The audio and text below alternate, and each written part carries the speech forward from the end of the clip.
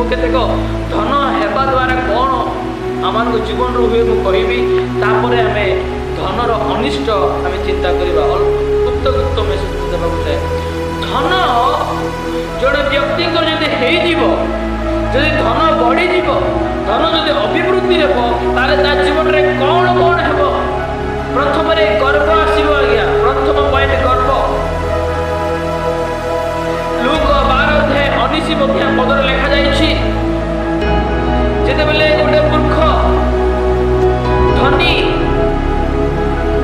धन संचय कला धन एते गला कि जे से आपणार छोट घर को भांगी बड़ घर बनवा चाहिला और सेठी धन रखिला पर से कौन कहूँ रे प्राण आमोद कर तो पाए धन संचित अच्छी तो मरवा पर्यंत तो खाइब तो किसी असुविधा ना माने धन हेबा द्वारा कौन है गर्व आसला जो मान धन अभिवृद्धि हुए से गर्व हुए आगे गोटे जदि आम देखा जड़े व्यक्ति छोट जब गरीब थी पखाड़ भात खाऊ मिर्चा भात खाऊ परिश्रम करूँ